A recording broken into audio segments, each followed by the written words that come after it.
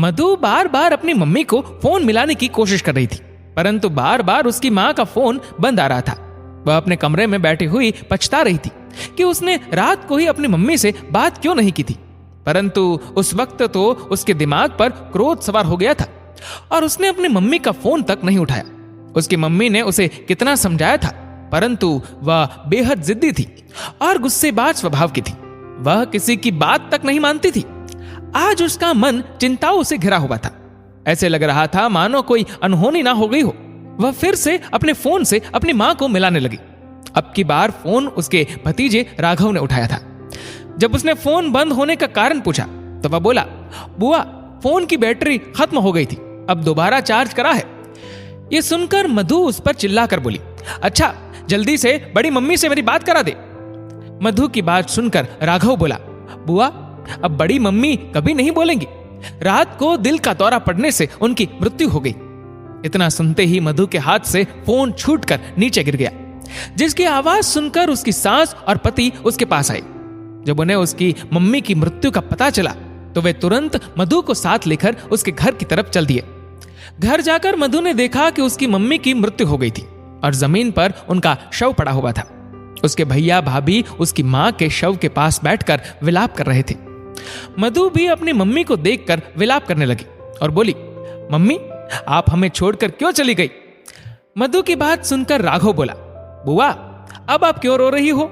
आप तो बड़ी मम्मी के बुलाने पर कभी आती भी नहीं थी और फोन पर भी उनसे बात भी नहीं करती थी, ना ही उनका कहना मानती थी और जरा सी बात पर उनसे नाराज हो जाती थी। फिर ये दिखावा करने से क्या फायदा? राघव की बात सुनकर वहां पर बैठे सभी लोग एक दूसरे का मुंह देखने लगे, परंतु राघव बोलता ही जा रहा था। वह अपनी बुआ से बोला, अब आप क्यों आई हो? जब बड़ी मम्मी बुलाती थी तो आप आने से मना कर देती थी। राघव की बात सुनकर उसकी मम्मी उसे डांटने लगी तो मधु बोली, भाभी, उसे मत डांटो। जब मैंने गलती की है तो सजा तो भुगतनी ही पड़ेगी। वह उस मनहूस घड़ी को याद करने लगी जब उसके भैया भाभी से लड़ाई हो गई थी। उसके भैया भाभी उससे कुछ दिन और मायके में रहने को बोल रहे थे, परंतु वह ससुराल जाने की जिद कर रही थी। इसी बात पर उनके आपस में लड़ाई हो गई। बाद में उसके भैया भाभी ने उससे माफी मांगने की बहुत कोशिश की, परंतु मधु ने उनसे बोलना छोड़ दिया था और यह धमकी दी थी कि आज के बाद वह कभी अपने मायके नहीं जाएगी। मधु की मम्मी ने उसे बहुत समझाया कि घर में ऐसे लड़ाई झगड़े तो चलते ही रहते हैं, इन्हें दिल से मत लगाओ और इन्हें माफ कर दो। यदि तुम हमेशा ससुराल में रहोगी तो तुम्हारे रिश्तों में भी खटास आ जाएगी, क्योंकि पति पत्नी का प्यार भी तभी बढ़ता है जब रिश्ते में थोड़ी सी दूरी हो। यदि तुम हमेशा अपने पति के साथ रहोगी तो वह जल्दी ही तुमसे बेजार हो जाएगा और फिर लड़ाई तो पति पत्नी में भी हो जाती है। यदि उससे लड़ाई हो गई तो फिर तुम क्या करोगी? क्या उससे भी बोलना छोड़ देगी? अपने भैया भाभी से ज्यादा नाराज मत हो। परंतु मम्मी के समझाने का मधु पर कोई असर ना हुआ और वह नाराज होकर अपने ससुराल चली गई। उसके बाद उसकी मम्मी ने उसे कई बार फोन करके बुलाने की कोशिश की, परंतु वह उनका नंबर देखकर फोन भी नहीं उठाती थी। उसके ऐसे व्यवहार से उसकी मम्मी बेहद दुखी और चिंतित रहती थी। मधु अपने पति से बेहद प्यार करती थी और हमेशा उसके साथ ही रहना चाहती थी। यदि वह थोड़ी देर के लिए भी ओझल होता तो वह उसे ढूंढने लगती थी। एक दिन वह घर से बाहर अपने दोस्तों से कुछ बात कर रहा था तो मधु वहीं पर चली गई। ये देखकर उसके पति को बहुत ही अजीब लगा और वह बोला, जब देखो मेरा पीछा करती रहती हो। यार, मैं बोर हो गया हूं ऐसी जिंदगी से। कभी तो मुझे अकेला छोड़ दिया करो।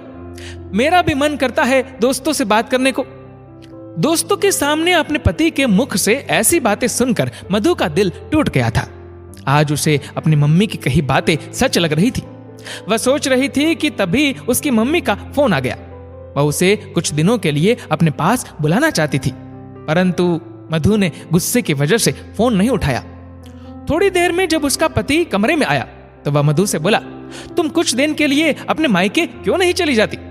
अपने पति के मुख से ऐसी बातें सुनकर मधु सोच रही थी कि काश वह मम्मी की बात मान लेती तो उसका पति उससे इस तरह की बातें नहीं करता।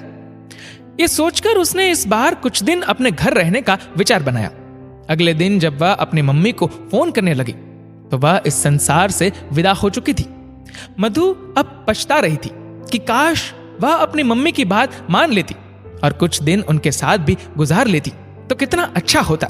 वह अपने भैया भाभी की भी प्रिय बनी रहती, परंतु उसकी जिद और गुस्से ने उसे सबका अप्रिय बना दिया था। उसकी आंखों से निकले आंसू भी सबको दिखावटी लग रहे थे, परंतु अब पछताने से क्या फायदा, अब समय उसके हाथ से निकल चुका था। दोस्तों, छोटी छोटी बातों पर लड़कर रिश्ते तोड़ने से सिर्फ दुख मिलता है, खुशियां नहीं। यदि लड़ाई हो भी जाए तो उसे खत्म करके आगे बढ़ना चाहिए और अपने माता पिता की बात भी माननी चाहिए, क्योंकि प्यार भी तभी बढ़ता है जब उसमें थोड़ी सी दूरी हो। ज्यादा चाशनी भी कभी कभी मुंह का जायका खराब कर देती है। दोस्तों, आपके इस वीडियो के बारे में क्या राय है, नीचे कमेंट करके जरूर बताएगा। और अगर आपको वीडियो अच्छा लगा हो तो इस वीडियो को लाइक करेगा, शेयर करेगा ज्यादा से ज्यादा लोगों तक, और ऐसी ही और भी इंस्पिरेशनल वीडियोस के लिए सब्सक्राइब करें हमारे यूट्यूब चैनल को और फेसबुक पर फॉलो करें हमारे पेज को। धन्यवाद।